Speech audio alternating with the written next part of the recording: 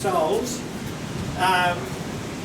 We're not going to go on the walk because we'll get blown from here to New Plymouth. But what we'll do, we'll try and make some of these pointed out places interesting for you. So we'll call it a virtual walk. From this side, we were going to look at the beach, which in fact today is called Surf Beach. But in fact years ago it was called Priest's Beach, simply because the parish priest from the church, and not that church that exists today, but that area, was buried at the back of the beach. I know some people in the town that remember his grave, but can't remember the writings. So, Priest Beach is that beach there. All the boys go to Surf Beach. On the southern side of that is a headland called Chapman's Headland. And that was the site of an army camp during World War I. But it was an infantry camp. We had another camp right here on the show there, and that was a signallers camp. So we've got two separate army groups, both with their own separate camps. And it's just surprising, you know, they never ever did a great deal together because their training was quite different. There was a firing range on Kendall's Beach. So subsequently you've got a lot of activity in that area during World War I. The bay, which is enclosed by the south point of Kendall's Beach and the blowhole point, this old bay is called Smith's Bay. Now that's something that people don't see on maps. On the very old maps you will see it. But some of the maps list what we call Storm Bay. There's this area here, but it's a different thing. But Smith's Bay was named after the first, you call it the first settler in the town reserve. Not the first settler in the area, but the town reserve was set out in 1833. It wasn't laid out, but the town reserve was founded. And the first settler in the town reserve was Uncle David Smith and his wife, whose name was Anne Davies, and they were both convicts originally. Anne Davies was he was a biscuit baker from London, and Anne Davies came from Aberystwyth in Wales, but she worked in London as a servant girl, and she nicked 69 sovereigns, so many half sovereigns from the master from time to time, you know, so he wouldn't notice that the silly bugger didn't look at it 6 months later, and then he found it was just about all gone, and he found a bag of them up in her room. She worked for this bloke as a house servant. So David Smith came out on a ship called John Barry, and he got involved with a sawmill out at Parramatta in his early days. And when he got his ticket of leave, he came down here. Now he's already not only a biscuit baker, but he's also got some introduction to timber working in this sawmill. And he's only a little bloke. He's only 5'1" or something, and his wife was only 4'9". So they must have been the smallest couple around the place. Anyway, he was a very astute fella, and he lived in a house just across the road from the Green Hotel. He built that house in 1833, and he applied to the government to have it changed to an inn. And it cost him something like over £1,000. In those days, that's amazing. And he wrote to the government in 1838 because he said, "You promised me that I would be soon surrounded by neighbours, and that's why I've turned it into an inn." He said, "There's nobody here." So Burnett, the government architect, said, "Look, we're very, very sorry." And Perry wrote a note in the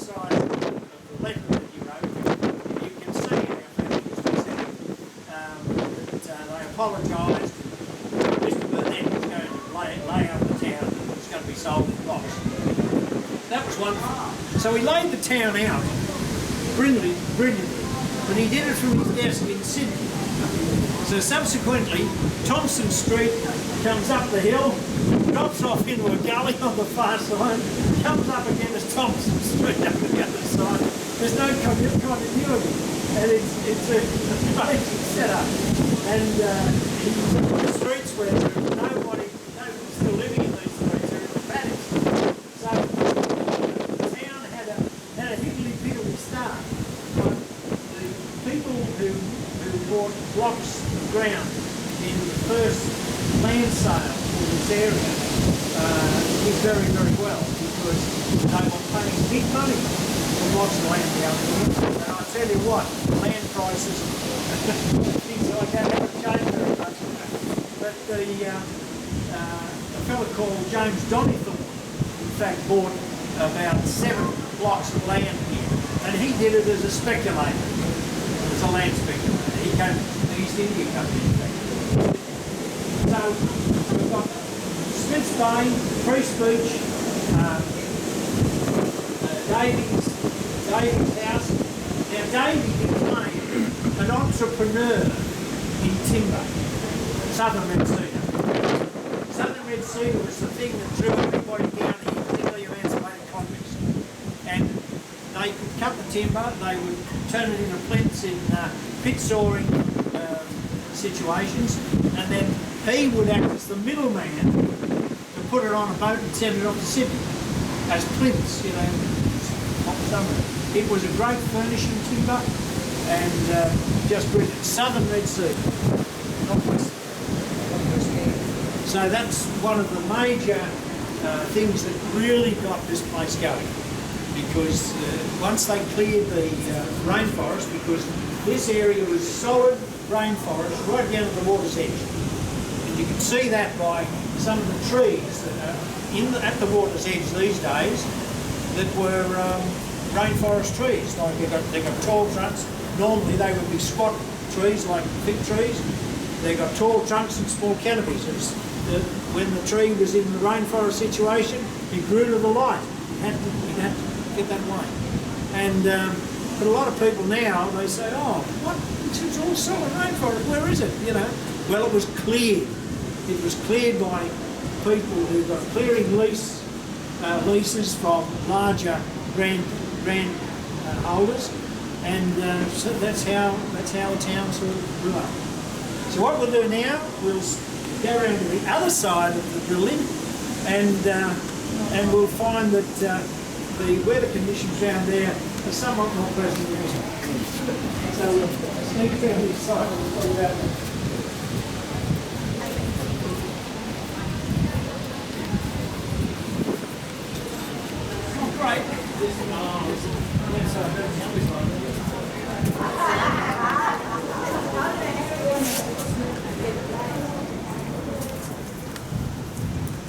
Oh, good to work today. Yeah.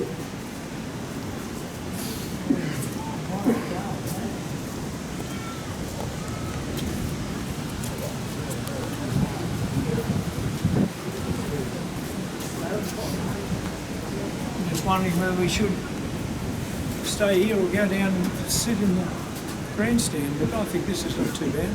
Yeah. Now, are you happy here or okay? This is a surprising ground. It's been the sports field and showground for many, many years. But the original grandstand was in fact over there where the rugby union building is, and it had a peculiar roof line. It had skylights all the way around, and then there were another lot of skylights above that. But and then when that was demolished, they put one here, and that since has been renovated. But the original shows were done out Long Brush, out along Brush Road, and then the showground, the society moved in here. You must remember that the show society in Kiama is one of the oldest in Australia. It was started in 1848 and showing agricultural exhibits and that sort of thing. Not that dairying was in great strength then, but it was getting that way. And but this area is interesting. If you look that direction, you see the harbour. Now, when I say the harbour, that's the bay. Now, off the bay, there is what we call the basin, the Robertson Basin. You heard me talk about the Robertson Land Act. Well, he was the I think the Premier at the time when this particular basin was finished. But it was an inlet, and it was first recorded by Bass, George Bass, when he was on his way down the south. This is when he finished with Flinders. Flinders went that way in the Norfolk, I think, and did a circumnavigation of Australia, while George Bass in a longboat left Sydney and went all the way down the coast, down to Bass Strait, around to Wilson's Promontory, and then back. Like, they had a sail as well, but a longboat's only 9 metres, you know, it's not the biggest thing. And he had a couple of marines and that sort of thing. Anyway, they pulled in here because of a storm, and he pulled into this little inlet at the side of the bay, and that's the area that is now Robertson Basin. Now, what they did with Robertson Basin, we had a burgeoning industry down here in blue metal. It's basalt, or if you want to be a real good geologist, you call it latite. But it's a basaltic thing which gives you cliffs of solid column of basalt. Those of you that have seen photographs of the Giant's Causeway in Northern Ireland, not far from Ballycastle, down the Antrim, you'll find that they are hexagonal columns. Now, if you go down to the little blowhole, which is just across this bay, and just around the corner, you'll find that all the rocks there are just like the Giant's Causeway. And this is the amazing part about it. This symmetry with Ulster in Northern Ireland, or in the northern part of Ireland. We've got people who came here originally were these Ulster Protestant farmers. There were Catholic families amongst them too, but mostly Ulster Protestant. And the amazing part about it is that the great majority of them all came from the one county, that's County Fermanagh, and then from only 3 parishes, Derryville and Drumcarron and Mahagamutty, although there were some from Balmamalla. But so you've got this strange Irish involvement, and we see history books put out and they say, oh, the Irish came down here because this looks so much like Ireland. No, it didn't. They created that look because this was all damn rainforest. And what they did, they cleared the rainforest and found this wonderful green grass grew up, it was native grass, and they decided, oh well, this is good, and they found all these damn rocks because there was a volcanic sort of explosions up here, you know, the Saddleback, and there was some at sea, which created the basaltic flow and the tuff, because you've got to remember there's a lot of tuff around here. Tuff, by the way, is volcanic ash, solidified volcanic ash, and it's easier to work and that sort of thing. If you go through those cuttings, you'll find they're nearly all tuff. Pheasant Point, all tuff. When they put the tunnel through from Bombo to Kiama for the railway, they went through tuff. But the platforms, the rock platforms, and some of the areas where they created the quarries was just this solid, hard rock that they needed because the railways were starting, roads were being made a little bit more solid than dirt tracks, and they needed crushed basalt. And this is the place where Sydney got it. And in fact, the railway quarry is still out there, still producing stone for ballast to for railway lines, things like that. And the aggregate they used for the roads, they'd say, what sort of mesh do you want? So many stones per square foot or something, and they would produce it. But getting it to Sydney, it had to go by ship until the railway started to take it away.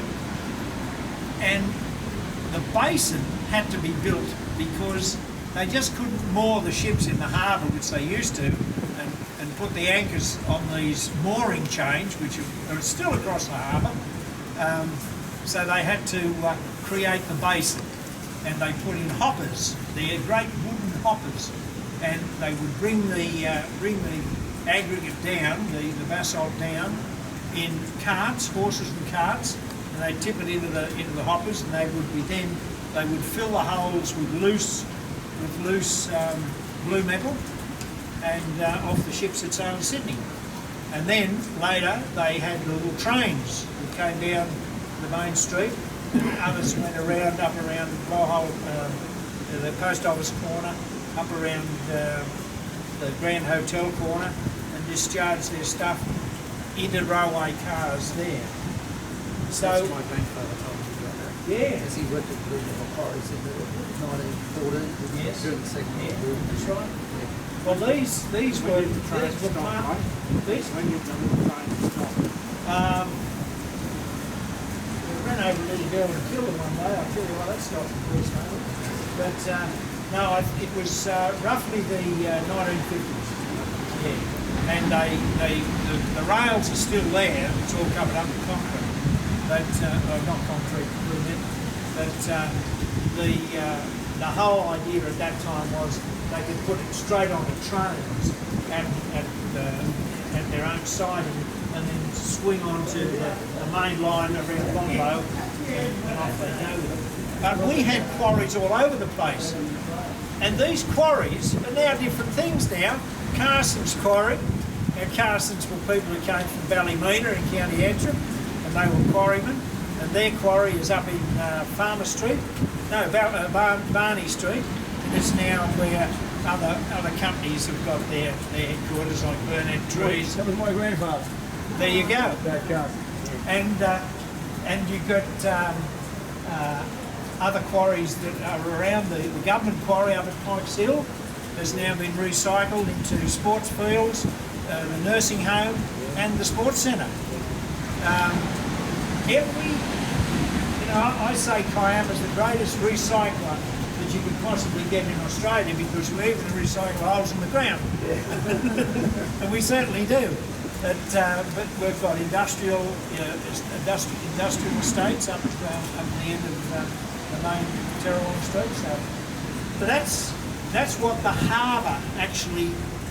It was the lifeblood. The harbour was the lifeblood of the town, because in those days there were no roads from Sydney or anything like that.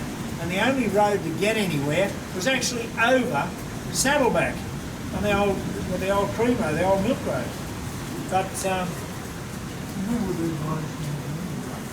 they would have landed here in Black Beach, what we call Black Beach, and there was a fig tree just near the Presbyterian Church. Now that fig tree blew down in 1964, but prior to that was the point that they aimed for. They came in there and they landed people on the beach of what it was. Unfortunately, the beach has disappeared because there was a sort of a breakwater built out on the end of the main area of the harbour, and that changed the whole circulation of sand and created an artificial sort of sweep of the water coming in, and it took the sand away and bring it back, and now all you've got there are rocks and things like that. The other part that's interesting is that when they built the inner harbour, they had to put a coffer dam across the entrance of this inlet that George Bass sailed into, and chronicled, I must say, in 1897 in his journal, which he also wrote about the blowhole. they said there's a blowhole here. And what they did, they put a coffer dam across there and virtually held the water out, pumped it out, and then they dug out the inner harbour to 14 foot deep to maintain a depth in all seasons and all tides for ships that could come in and load up with blue metal. It was really a strategy for that, for nothing else than that. Now all the debris that they dug up, they dumped just at the end of what we now know as Storm Bay, because the water coming into Storm Bay at high tide washed straight across into the harbour. And it's only since they put the causeway across with all this debris that we could access the Blowhole Point as an all-weather area. The other interesting thing is that that particular area held a cemetery. Blowhole Point, there is a cemetery there, just this side of the pilot's cottage. The pilot's cottage wasn't built until 1880. But the work of the pilot, he lived in the town himself, and the pilot would make sure the navigation lights were always lit, and the kerosene was always there, and he was responsible for collecting dues from vessels that were moored in the harbour and that sort of thing. So the job of the pilot was very good. But when they built the house up there, they built it with 4 rooms. And the first pilot that came here arrived with 6 daughters. And they went into panic stations and had to build very quickly 2 more timber rooms on the back. And that's how it is. It's been built with stone, with basalt. And the people that built it, one of them was a chap called Ettingshausen, who came from Hesse, Nassau, from Germany, and was naturalised down at Nauer and came up here. And the Ettingshausen family name lives on in E.T., the footballer, and people like that. But if you go out to the cemetery, you'll find that the major headstone or memorial just inside the gate is the Ettingshausen family memorial and graves. They're very big part of the early settlement. Now he was a builder, and he also built if you go out to Swamp Road, you'll find that the schoolhouse, the Peterborough schoolhouse, and the residence are all built of this blue metal. Ettingshausen built that as well. Ettingshausen built the top part of the bell tower of the post office. Well, did they have furniture building business in time too, Ettingshausen? No, the boys did. The boys, that later on. They were joiners. Yeah, Peter Ettingshausen and his brother, and they were also undertakers, because the people who were joiners made the coffins. And they thought, cedar? Yeah, in a lot of cases. Yes. And they said, well, there's what do they call it? Like added value here, so we'll put somebody in them. So they became the undertakers as well. So wherever you see in the early days cabinet makers and joiners, they were invariably undertakers as well. And Peter Ettingshausen was certainly one of those. So it's quite amazing. So Storm Bay originally washed into the harbour until they sealed that off. If we go down a little bit further, we're walking now, and if we go down and across the road to the Anglican church. Now, that whole Anglican churchyard was originally a non-denominational cemetery. And there were, where you park your cars, there's graves all over the place. But the original church was over here on the southeastern corner of the next, diagonally opposite the It's diagonally opposite the Grand Hotel. That was a Caltex service station some years ago. When I came to Kiama, it was still a Caltex service station. Now, the interesting part about that was that it was quite divorced from over here. This church wasn't built until 1859. And then the ceiling, the magnificent ceiling, which is all done in cedar and looks like an upturned boat, it was done by a shipwright. What else would we do? But it is almost a medieval ceiling. Beautiful, beautiful thing.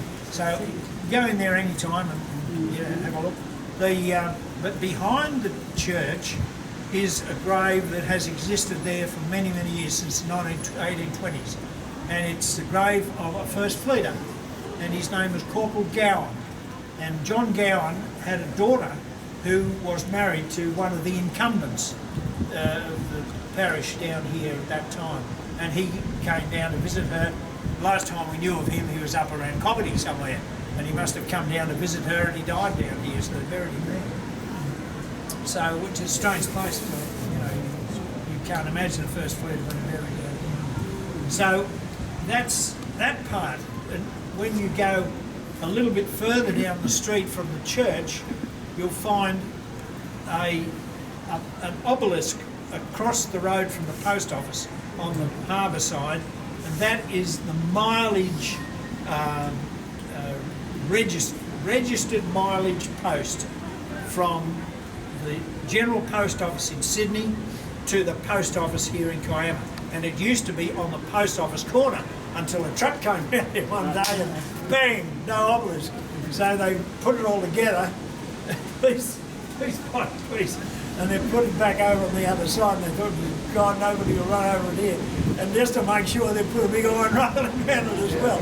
And there is a plaque on it as well to say what it says, because unfortunately the weather has the weather does dreadful things to sandstone, and a lot of the gravestones and that sort of thing around here are actually done like that. So then we get down and hang a left at that corner into the area that we know as Manning Street, and we've got the council chambers over on one side. They're the old council chambers with colonnades on them. There was a School of Arts there too, but they were taken away probably the late 1970s to make way for the new council chambers. And but those council chambers with the columns, they were opened in 1916, or thereabouts. Now, when you come up a little bit further, you've got the bank buildings, and one of those bank buildings is the Wales Bank, and it's got this face glaring down at you. Now, this is a bloke called Thornton, George Thornton. He was a mayor of Sydney, and he was in fact the governor of the chairman of the board of this particular bank, which was the Colonial Bank at the time, and he was the governor at the time, or the chairman of the board at the time of the building of two of their banks. This was one of them, and he had his face put on each of them. So, and there's also an obelisk in Hyde Park, because he was the mayor of Sydney at one stage. And this obelisk is like a Cleopatra's Needle thing in Hyde Park, and it's just near Park Street, near the corner of Elizabeth and Park Street, but in the park itself. And it was always known as Thornton's perfume bottle or something like that. It was some facetious thing that they remarked about it because of its shape. Thornton's scent bottle or something like that. Anyway, we come right up to this corner down here, and there is the Methodist Church, which is now the Uniting Church, and the Methodist Church Hall is still on the block. The cottage, the manse, is now used as a workshop for the men's shed. It's the men's shed, and they've got a new big church hall, which is the church, and the old church hall is still there that they have meetings in and things like that. And the old plaques that have been put on the wall to honour young men that from the parish that went away in World War I is still in there. They haven't moved those. Come back to the right on that corner. If you look across to the vacant lot that the RTA or the Railways Department or whatever they are digging up and making into a new parking area, that is where Davy Smith's home was. And the Grand Hotel, of course, over on the corner was built in 1880 and was one of two pubs that were built in 1880 here, although there were many more in the earlier days. So then we walk back to here, and here we are. So that's about as good as we can do under the circumstances. Otherwise, we could have gone fishing. You still can if you want to. Now, the one thing I didn't tell you was that Storm Bay, just over there, was in fact used by a group called the Rocket Brigade. You must remember that this coastline was renowned as being a shipwreck area. And if ships foundered, they foundered within a very close proximity to the shoreline. And the way they used to rescue the people was to fire a rocket with a light line across, and they would then haul in what the line was attached to, which was a fairly decent hawser, and they would create a bosun's chair, like the thing you'd put kiddies in, you know, to sort of paddle around the kitchen. Well, they would put them into that, and that used to be called the bosun's chair, and they would be able to haul the passengers off the ship or the crew off the ship to safety. And over there they used to practice every Sunday morning, and it was like a volunteer fire brigade. They would never, I don't think they were ever used in anger, you know. It's like the volunteer fire brigade, hope nobody lights a fire. And but they always practiced there, and there's a lovely photograph, I think you'll probably see it in the pilot's cottage, of the Rocket Brigade practicing. And they've got the little cannon there they used to fire the rocket with. The foreman is the man in the bowler hat. All the lackeys were all in soft felt hats. So you can pick the hierarchy. And that was one of the early volunteer organisations within the town. So, there's only, I think, one vessel that was recorded as foundering, and it foundered in the north point of the harbour, and it was called the Nile. That was the name of the vessel. It was a brigantine, only two-master, and yeah. So there you go. Thanks very much, right? Okay, we'll go home. Very interesting. Thank you.